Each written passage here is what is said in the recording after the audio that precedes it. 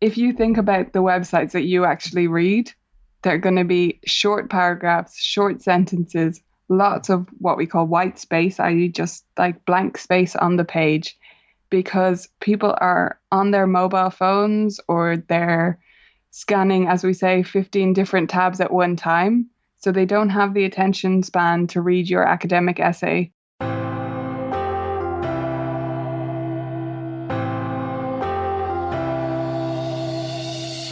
Welcome to the Creative Piano Teaching Podcast, the place where teachers from around the world meet to share innovative ideas about music education. Listen and learn as we help you motivate your students, grow your income, expand your studio, and become a more creative piano teacher.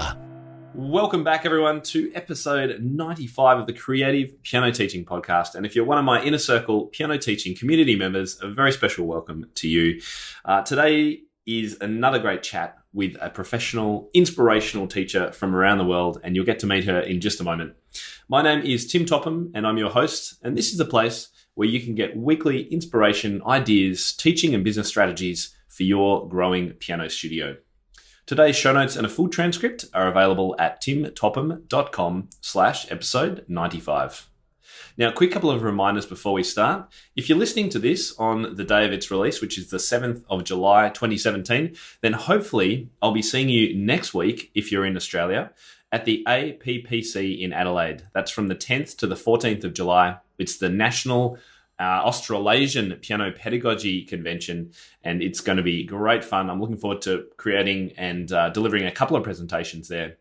And I'm also organising a meetup with some of the guys from Hal Leonard and inviting all of you to join us. The details will be at timtopham.com/meetup.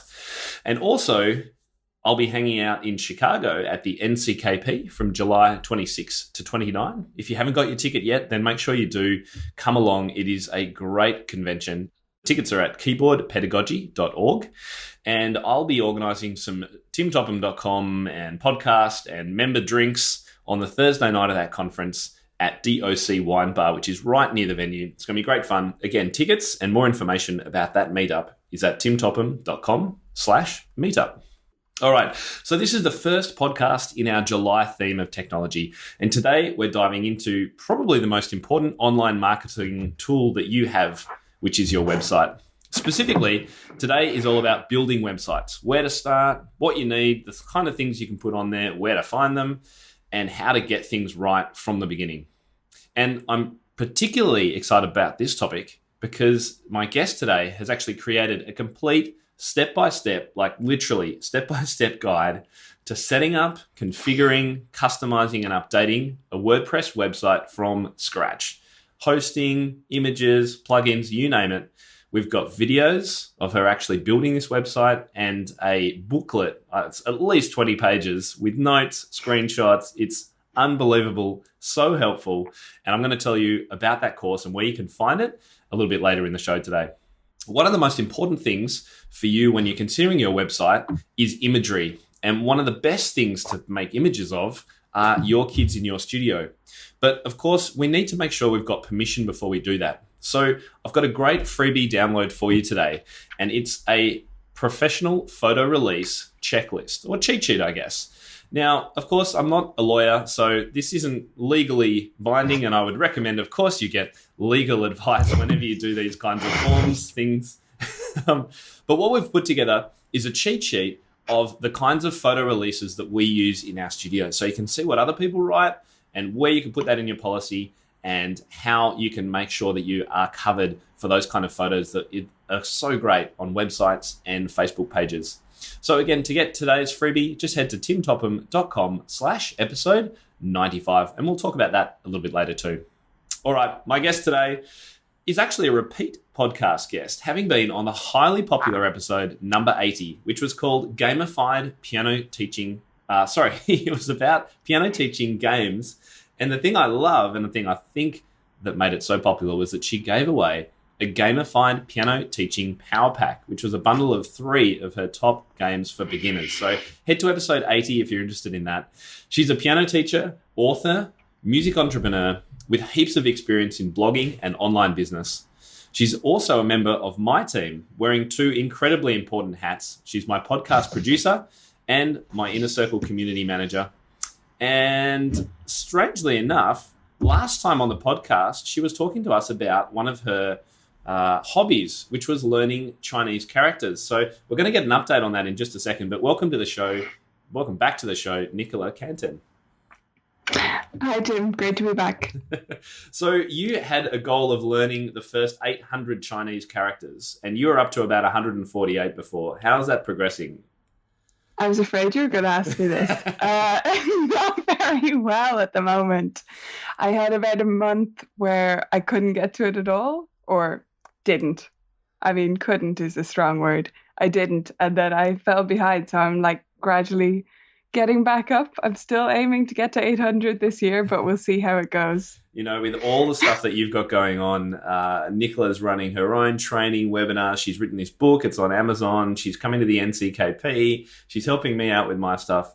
I think I'm going to let you off on this occasion, Nicola. So thank you. Very gracious of you. So look, let's get straight into it today. Why is a studio website so important?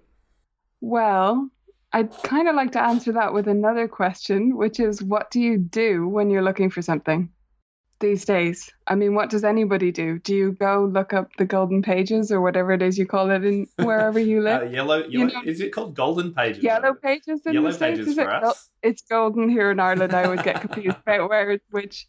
But yeah, or even Yelp. Like who goes on Yelp anymore? Yeah. You just Google it, right? And you're not going to show up in the search results if you don't have a website. So if you're looking for a hairdresser, you'll Google hairdresser in my town. And that's what people are going to do when they're looking for piano lessons. Absolutely. And so, I mean, one thing is having a website, but actually getting into Google's listings, is that actually an easy thing? Does that kind of happen automatically, or do you have to really work at that? You do have to work at it. But there are some little ways, not tricks, we don't want to trick Google, but little ways to get there a little bit faster, just to show Google that you are relevant to that search, because that's all Google really wants to know. They want to know that when people search on piano lessons in your town, that you're a good result for them. They want to know that that's what people want when they search for that. So as long as you can show that to Google using various different methods of showing up like that, and make sure that you have a high quality website, then you can get into Google, and you can get, especially for a local area, you can get onto that first page. It is achievable. I was quite surprised when I first started blogging that, and I was blogging on WordPress.com, the free WordPress blog, and I was really surprised that my things just started showing up. This is going back 6 years. I didn't really put any thought into it. But Google is clever enough that as new content emerges, I don't know how it keeps up with the billions of pages that must be loaded up every day, but it somehow does. And suddenly these things do start appearing. But as you say, there are tweaks and some strategies you can use to make sure Google knows what you're about and puts you in the right search results. I think that's probably what we're talking about. Exactly, yeah.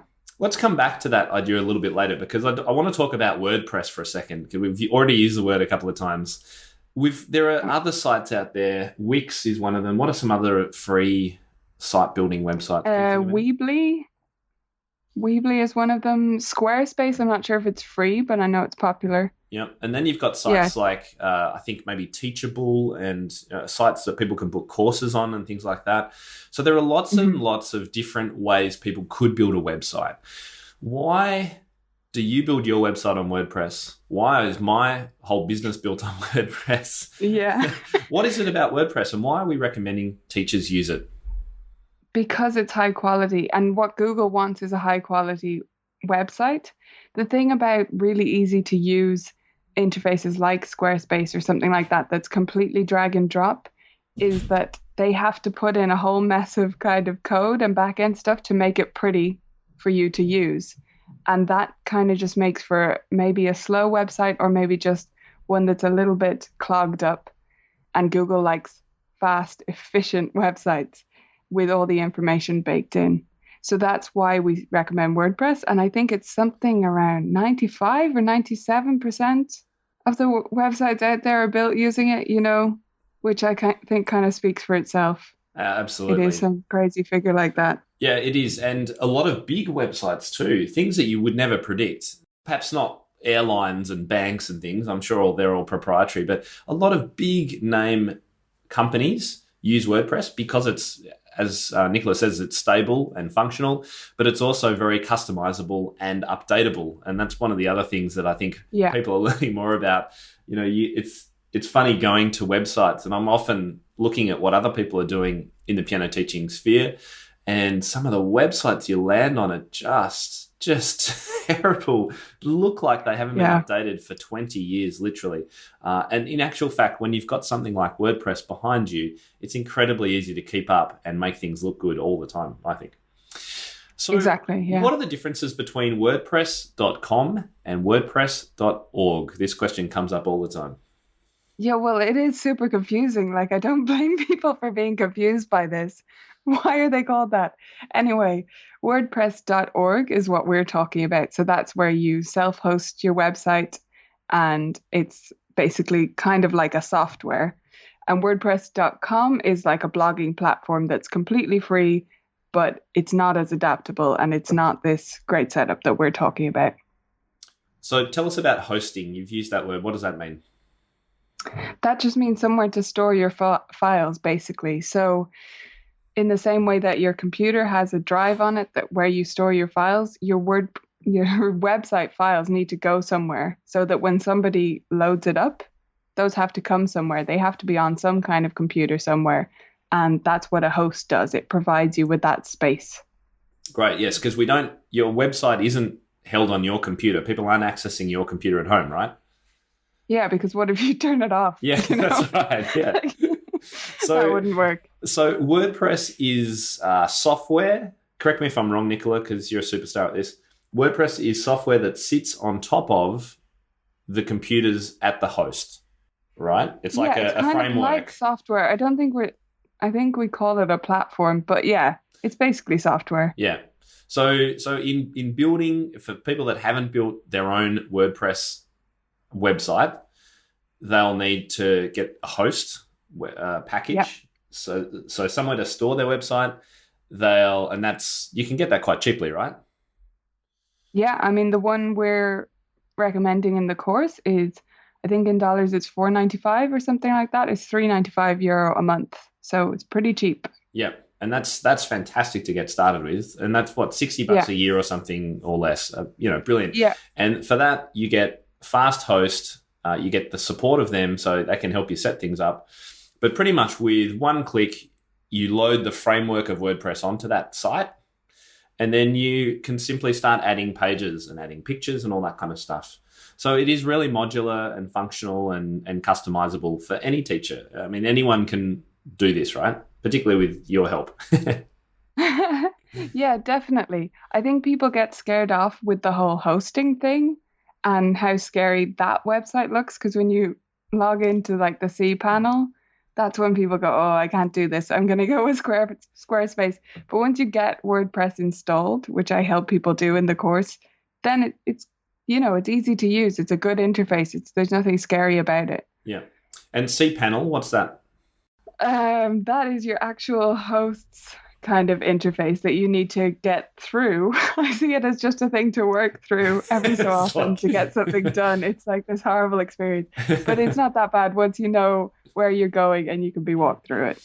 Yeah, and in the course, because I've actually just taken Nicola's course to test it out with another one of my domains just to see how it all works and remind myself of what it's like to set up a website, because it's been a very long time since I set mine up.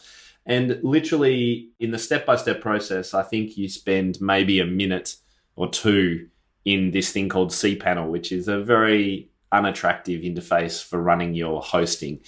But again, it's like click here, and then you're out of there. And then WordPress itself is great. Definitely. I mean, I recorded the video of that step, so the whole thing, setting up the hosting, installing WordPress, and getting into that WordPress interface. And I think the total is about 9 minutes. Yeah. So that's it. Start to finish. You just get through it and it's done. Yeah. That's great. You never have to worry about it again. Okay. So what about just having a Facebook page? What's the advantage of a standalone website over a Facebook page? Well, I think there's two main reasons why you need a website and not just a Facebook page. There are, of course, others, but number one is you probably won't show up with your Facebook page in Google, which is what we've been talking about, or another search engine. It's very unlikely that Google is going to show you a Facebook page. If you just think about your searches, that's not usually what shows up. So that's number one. And number two is you own your own website. If you set this up in self-hosting, that's yours and you control it. Whereas Facebook could do anything. They're a private company. They could do absolutely anything and your whole page could be gone. They could just decide there are no pages anymore. And then what are you going to do if that's how your business is built? So you really need it to be your own place, your own home on the web. Great. So you get the advantage of you own it, you're controlling it, you can contact people through it, even if Facebook goes under, or I don't think that's going to happen actually. But as you say, if they change the rules, yeah. But they do change the rules a lot. They do, absolutely. Okay, so we've kind of covered that idea that really you should get a WordPress site. And what about starting on the free WordPress and then migrating to the hosted? It certainly is a way to get started. I just know that I know several people personally who have done that and are currently migrating over, and it is such a pain. So once you get started, you're going to get comfortable with that. And the more you get into it, the more painful it's going to be to change over. So I just think it's better to get it set up right in the first place. I'm one of those people, actually. I have migrated now, but I started on the free one. And I remember it was possible, but to get my subscribers out of there, because they control everything. You have to kind of ask for them to give you your subscriber email list and transfer it across. It was a pain. It was doable, but it was a bit of a pain. So I think with the way that you've structured this course, just so simple, step by step, it's like, why wouldn't you? No brainer. Just go for the hosted one, because you get into the headspace, and the more you use it, the better you get at it. So, yeah, exactly. All right. So let's talk about, we've got the website set up. It's kind of blank now. What pages must we have? What pages must we have? So in the course, I get people to install 4 different pages. You have your home page, your about page, about me, about us, whatever it is, lessons, so just about lesson information, and then your contact page. That's all I start with, because I think that's the bare bones of a good studio website that's simple and that you can start navigating. So I think those are the essentials to include. And then you might have all sorts of other stuff. I know people will have testimonial pages or pages with videos of recitals, or they may have forms embedded for things like that. But, you don't need to get complicated in the beginning. So I think those 4 are the essentials. And what about writing blog posts? A lot of teachers will be aware that that's what I do and you do, and they've often read other people's. Should they start writing content like that, and is there advantages to that? There certainly are advantages. I would just think about who you're going to write it for, because really, if you're going to write lots of blog posts, in order for parents to find you in search, it's going to have to be directed at them. And it's harder to write a lot of content, as I've seen a lot of people slowly discover. They end up writing for teachers, and that's not going to be a huge benefit to you in terms of getting found. The benefit of having a blog is that you constantly have fresh content, which again, Google likes that. So they like your website to have new information on it all the time. But you need to think about it, because it's a big commitment if you're going to be consistent about it. Yeah, totally. As you know. Yeah.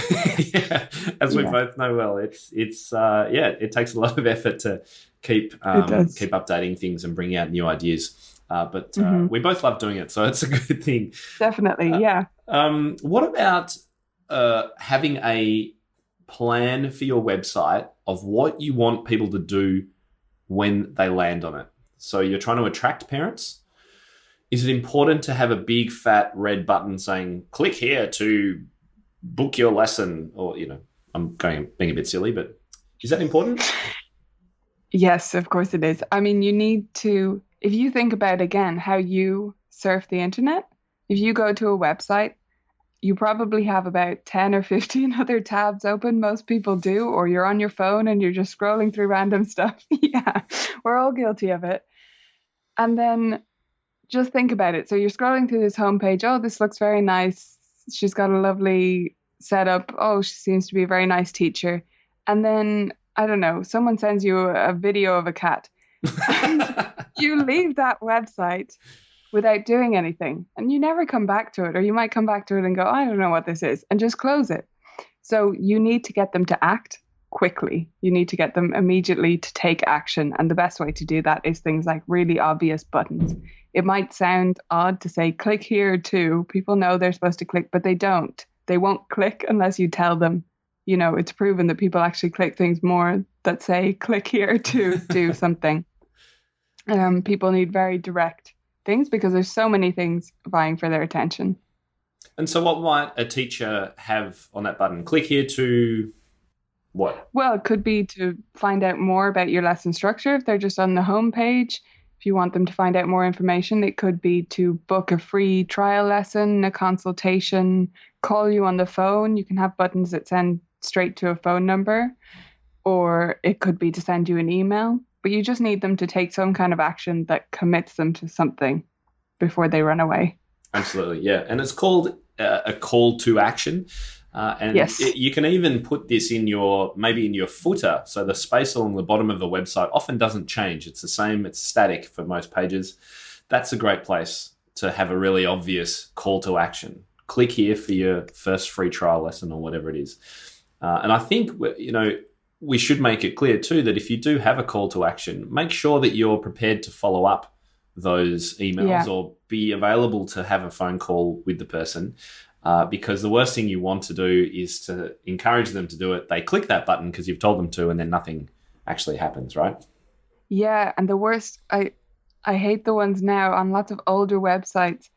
You'll click a link, and it is like a mail to link, but it doesn't work anymore. Oh, yes. Because it used to link up to like Outlook or whatever it was supposed to do. And we have all these pop-ups blocked, so it just doesn't do anything. So yeah, make sure it works, make sure it functions well, and make sure you're prepared to answer that or follow up with them or whatever you're supposed to do on your end. So for those of you who have been listening to the podcast, I think it was episode 92 or thereabouts, we had Chantel Duffield on the show, and she was talking about what actually happens after you get people to click that call to action button. And so she's actually set things up. And this is, I guess, it's slightly more advanced than what we were going to talk about today. But you can automate a series of email responses to that person that's clicked your button. And even while you sleep, people can be nurtured into welcoming to your studio without you actually having to do anything. So do check out that episode from just a few episodes ago. Fantastic interview with Chantel. She's right on the ball when it comes to online retention and nurturing ideas for websites. So do check that out. We'll put a link in the show notes anyway. Okay, So we've got our pages. We've got a call to action of some sort. Let's talk about images, because everything today is image and video. So where do we find these images? Yeah, and I think people who maybe don't put this content together don't really realize that it's transitioned as much as it has. But yeah, everything is images and video. So the images, you can find stock photos, absolutely. But as you mentioned in a lot of your website critiques in the inner circle, it's so much better to have real photos because people see right through the stock photos. You know, they're everywhere. I often see the same ones repeated because there aren't that many of pianos. So you just see them over and over. I've been guilty of using some that I've then seen other places as well. Piano teachers, particularly teaching kids. There's not many of those, so I'm not using them so much anymore. Yeah, and there's definitely not many with kids without bad hand positions. So there's very swift pickings without them like bending their fingers backwards or something, or sitting basically on the floor. Yeah, so you can find stock photos and you can scrounge around for them. Make sure they are legal if you're going to use them and that you have permission to do so. Don't grab things off Google or anything like that. But the best thing to do is to take real photos in your studio. Tim mentioned the cheat sheet we're going to be giving you, so make sure you get that permission and you have that in place. And then make sure you take the photos. So at group lessons, at recitals, when your student finishes a book, when they get their exam certificate, whatever they're doing, make sure you're constantly taking photos. I'm not good enough at this, especially in the private lessons. I remember to do it at recitals, but it's so tough to remember when you're in the middle of teaching. But it really is so great when you go back and you have these things just to throw up there and they bring the whole page to life. And a lot of the final pages in method books and things is a certificate of completion for students. So get them to hold that up, sign it, make a big deal of it, get the parent to photograph you and the kid and the piano behind you. Smiling photos of kids with awards, absolute winner when parents come to websites. Awards, yeah. And I've started being better recently at taking photos when they compose something as well, because I think that's great to have. So whenever they compose a piece, I make sure to snap them with it, because they look so proud as well. So that's great. Absolutely. So you're talking about holding the printout of their work sort of thing?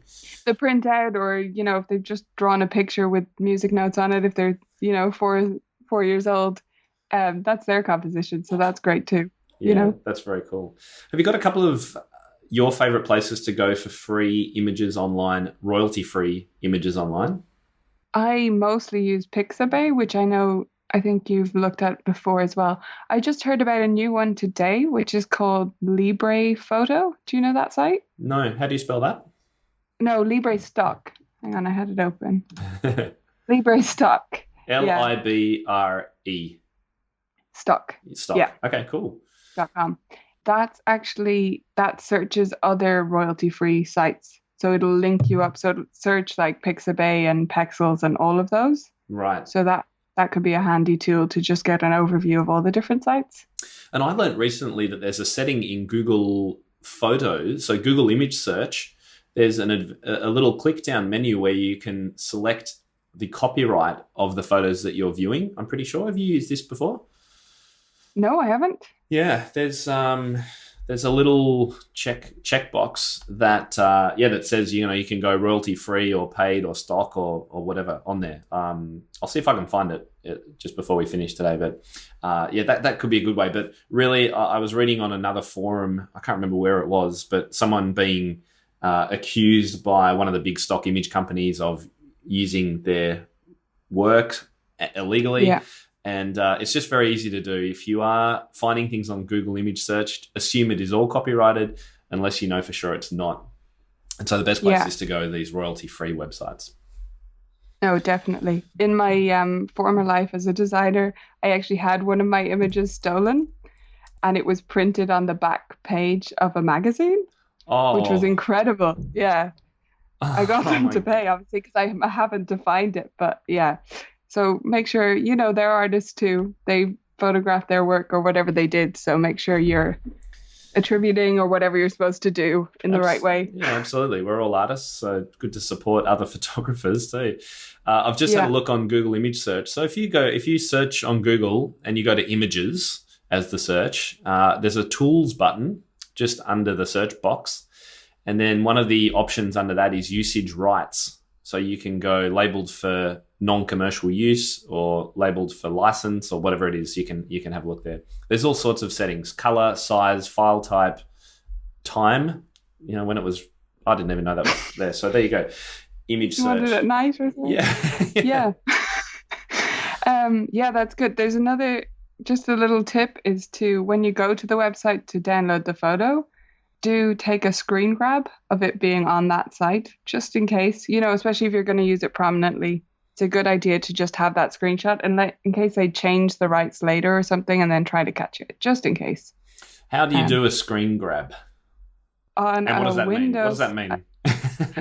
I just mean take a picture of your screen. Sorry. Okay. Yeah. So on a Mac, that's just Command Shift 4. Yeah. Mm-hmm. Command Shift 4. On a Windows, unless you have a print screen button, I think you need a separate tool. But just if you are worried about something or if you're going to be using it, for a long time, I think it's a good idea to just take that screenshot so you can show where you got it. That's great. All right, so I think we're building up our pages. We've got some pictures of smiling, happy kids or some royalty-free stock photos if we decide to use them. We haven't talked about video too. How do we get a video to show on our screen of our website? So you don't upload videos directly to your site. That's the first thing to say because the files are just too big. So you don't ever want to do that. The simplest way to get a video onto your site is to just upload it to YouTube, and then you can just paste the web address for that video into your site if it's on WordPress, and it'll just show up like magic. I think sometimes people are a bit nervous of putting it on YouTube because they don't want it to show up in search and stuff, but you can just set it as unlisted and it won't show up as a search result unless you send people the link directly that way. So that's the simplest way to do it, and it's free. So that's good. Absolutely. Yeah. And unlisting a video is very easy on YouTube, and you can do it when you load it up. One of the options on the screen is pretty clear, is if it's private, unlisted, or listed. Just choose unlisted, and any videos you upload to YouTube won't be found in search. People will only find it if you embed it somewhere, so you put it on your website, or if people have the link to it. So that's a great tip. All right, what about writing then? The style of writing. Many of us have been to university. We learnt to write in full sentences, long paragraphs, with third person. Should we do that on our websites? Yeah, forget it. Forget everything you learned.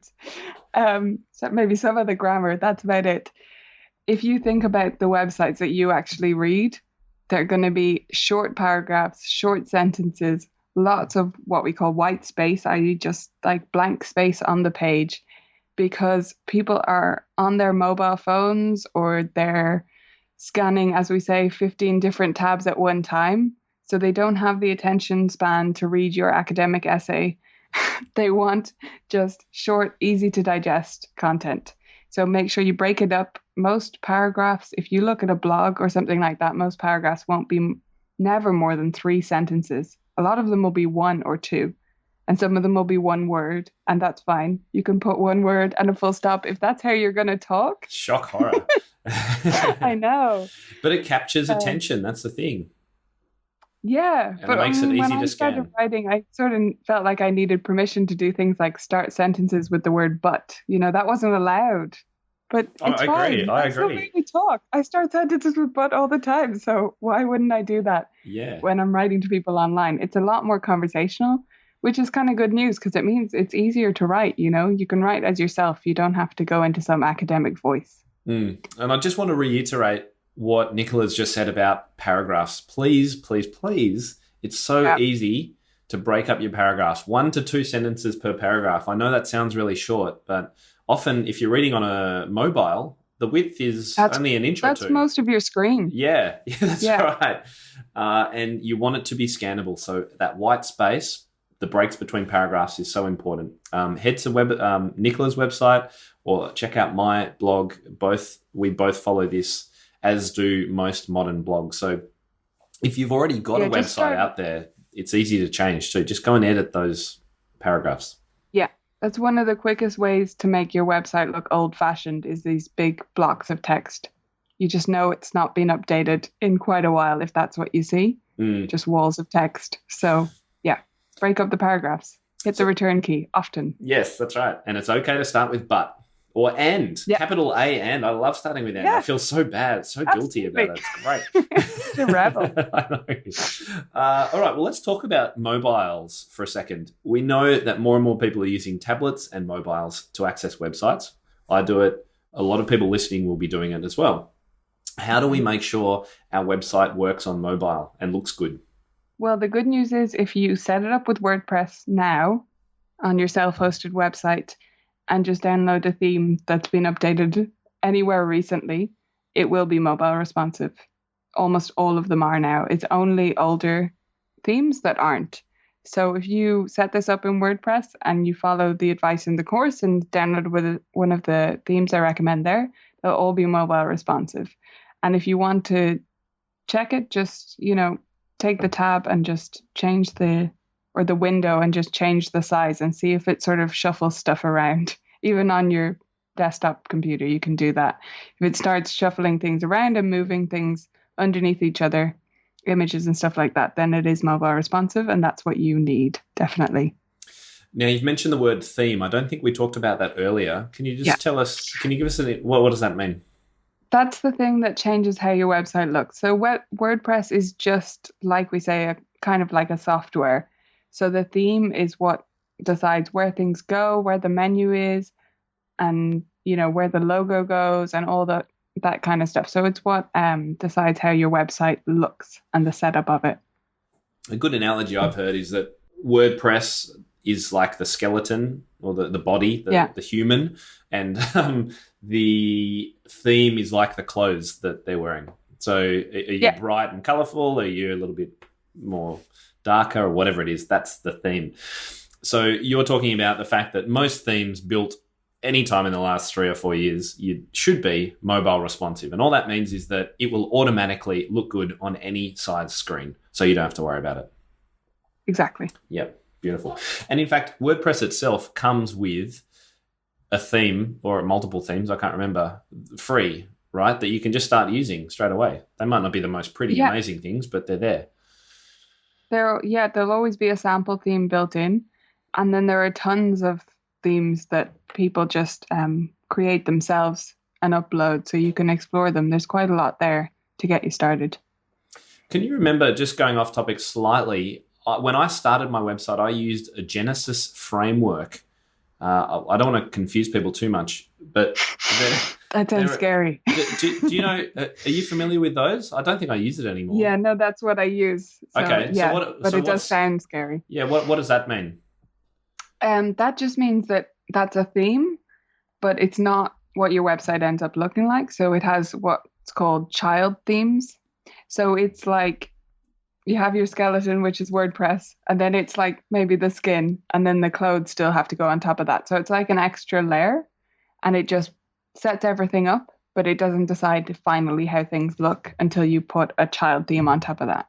Okay, what's the advantage, if any, of using that kind of a framework? Well, if you're making a lot of changes to your theme, any type of theme, you're going to want to use a child theme anyway, because otherwise your changes can get lost. But that's something a bit further down the line and a bit complicated. But Genesis is just a really good system. It's really lightweight, so it doesn't impact your site load time too much. And then you have these different options of child themes, so you can decide how it looks after that. Okay, what about when we go to websites and things pop up and, things slide in and, all these kind of different things you can get? How do you get those kind of things to happen on your website? I'm not saying that those pop-ups are all a good idea, but what's the concept behind adding functionality to a WordPress site? How does that work? Yeah, all the stuff you're describing would be a plugin. So plugins are like extra little bits that clip on to your clothes website. So it's like your hair clip and a hat. They're like the accessories, I guess. So they're extra little bits of code that you install on top of your theme and your WordPress setup. So they'll do various different things. They could be doing anything. They could be adding those little social buttons that you see, like the little Facebook counters, or like you say, different pop-ups and slide-in things.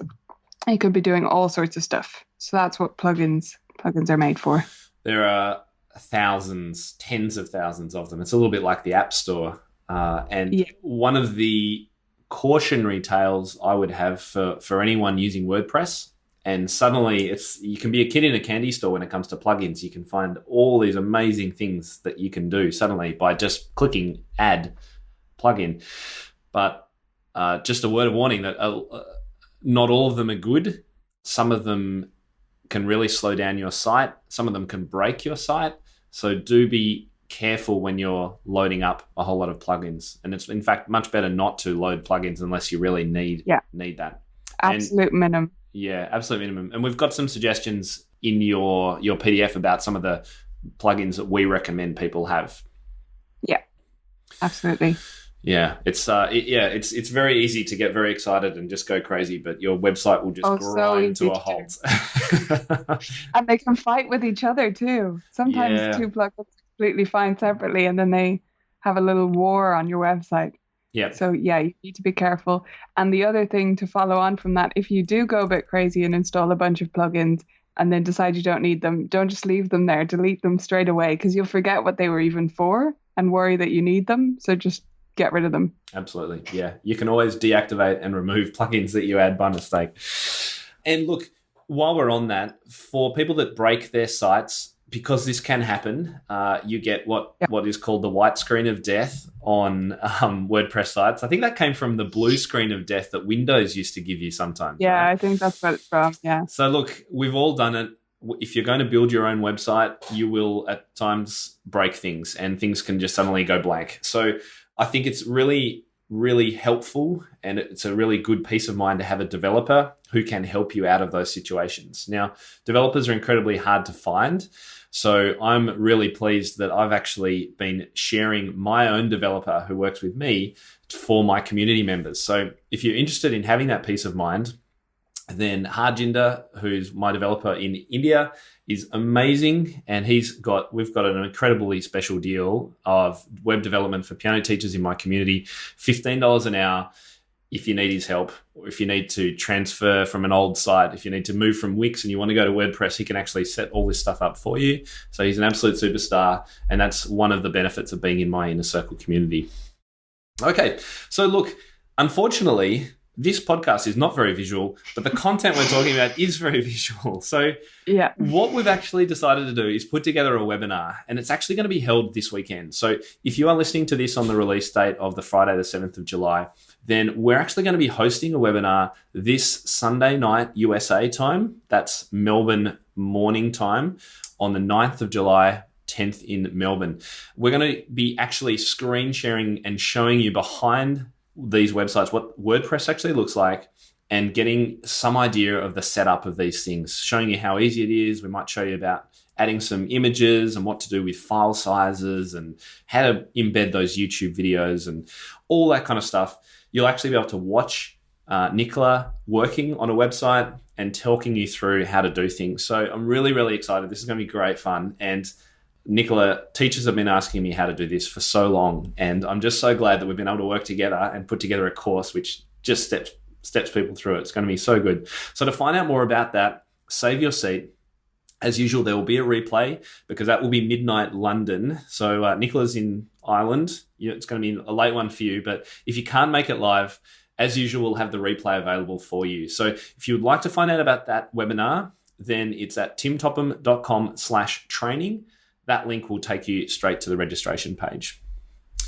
All right. Well, look, I can't wait to see you in just a few days when we'll be doing this webinar.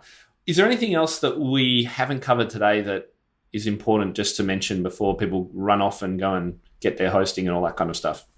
I think the most important thing is that it's not as scary as it sounds. Like when you hear these terms, it might sound like it's completely overwhelming, but it's not. And if you follow the course along with me or just follow a step-by-step tutorial of some kind at least, it's not as scary as it might seem at first. And it is worth doing it right in the first place instead of doing all sorts of other nonsense and then ending up at wordpress.com, .org, excuse me. Yeah. And look, when you've got someone as talented and skilled at teaching as Nicola, please take us up on this offer. It's a free webinar. Make sure you're there because it's just going to be so good. And we're going to be giving away a few bonus downloads with plug-in checklists and all sorts of things like that. So where can people check out your website, Nicola, and the things that you're doing? They can find me at Colourful Keys, colourful with 2 U's, .ie. So it's the UK spelling. And they can also find my book and other stuff about me at pianophysician.com. And I'm Colourful Keys on all social media, so that's where you'll find me. Fantastic. Give us a quick plug for the book. Tell us about the Piano Physician. Oh, if you search Amazon for piano practice, it should show up at the top there. It's called the Piano Practice Physician's Handbook, and it's about curing piano student ailments. So finding proactive cures to common problems that students have, like floppy fingertips or starting at the beginning every single time they play a piece, or other things that drive us crazy. So it's about finding creative solutions to the things that make us bang our heads against walls. I can highly recommend it. It was an absolute pleasure that Nicola asked me to proofread and have an early look at her book. I can highly recommend it. It's just a great summary of all those things that we are always talking to kids about, but gives you some new ideas and puts it all in one kind of reference. And I love the branding of being the doctor effectively. I think it's great. So do check that out. Piano Physician's Handbook, right? Piano Practice Physician's Handbook. Physician's Handbook. Yeah. Beautiful. All right. Thank you so much, Nicola. It's been a pleasure. We'll see you in a few days on this webinar. Yeah, thanks, Tim. See you soon.